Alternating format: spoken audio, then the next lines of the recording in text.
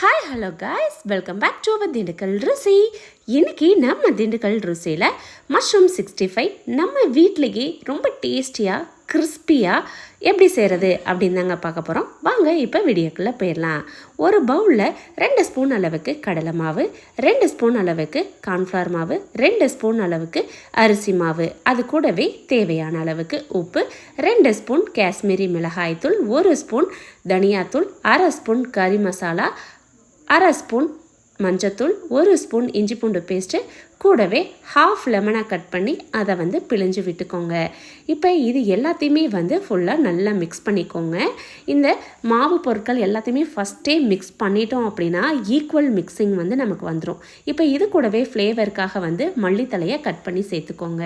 மிக்சிங்காக கொஞ்சமாக water add பண்ணிக்கலாம். தண்ணி ஊற்றும் போது ஒரே தான் ஃபுல்லாக ஊற்றாமல் கொஞ்சம் கொஞ்சமாக ஊற்றி மிக்ஸ் பண்ணிக்கோங்க. நான் கரெக்டான அளவாக ஃபஸ்ட் டைமே நான் ஊற்றிட்டேங்க. இந்த மாதிரி ஒரு திக்கான பேஸ்ட்டாக இருக்கணும். தண்ணி அதிகமாக போயிட்டாலும் நமக்கு எண்ணெய் குடிச்சிரும், தண்ணி கம்மியாக இருந்தாலும் மசாலா ரா ஃப்ளேவர் நமக்கு கிடைக்கும். ஈக்குவலாக கரெக்டான அளவுக்காக கெட்டி பேஸ்ட்டாக இருக்கிற மாதிரி நல்லா மிக்ஸ் பண்ணிக்கோங்க. பாருங்கள், இந்த மாதிரி இருக்கணும். இப்போ நல்லா பாயில் ஆன ஆயில் 2 ஸ்பூன் அளவுக்கு சேர்த்துக்கிறோம். ஆயில் எதுக்கு ஆட் பண்ணுறோன்னா கிறிஸ்பினஸ்க்காக. நீங்கள் எனி பஜ்ஜி போண்டா எது செஞ்சாலும் இந்த மாதிரி ஒரு 2 tablespoon of oil, hot oil add பண்ணிவிட்டோம். அதையும் நல்லா மிக்ஸ் பண்ணி விட்டுக்கோங்க. நல்லா மசாலாவில் ஃபுல்லாக மிக்ஸ் ஆகிற மாதிரி. இப்போ நம்ம கழுவி கட் பண்ணி வச்சுருக்கிற மஷ்ரூமை இந்த ஸ்டேஜில் நம்ம ஆட் பண்ணிக்கலாம். மஷ்ரூம் உங்களுக்கு எந்த ஷேப் பிடிக்குதோ அந்த ஷேப்பில் நீங்கள் கட் பண்ணி சேர்த்துக்கோங்க. பெருசாக இருந்தாலும் ஓகே, சின்னதாக இருந்தாலும் ஓகே, உங்களுக்கு பிடிச்ச மாதிரி ஆட் பண்ணிக்கோங்க. இப்போ மஷ்ரூமில் இந்த மசாலா நல்லா கோட் ஆகிற மாதிரி மிக்ஸ் பண்ணி விட்டுக்கோங்க.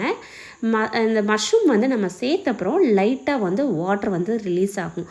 அதனால் மசாலா போட்டு மஷ்ரூமை மிக்ஸ் பண்ண உடனே ஆயிலில் போட்டு பொரிச்சு எடுத்துடணும். அப்படியே வச்சுட்டோம் அப்படின்னா ஒரு 5-10 மினிட்ஸ்லேயே நமக்கு உள்ளேருந்து வாட்டர் ரிலீஸ் ஆகிடும், நீர்த்து போன மாதிரி ஆகிடும்.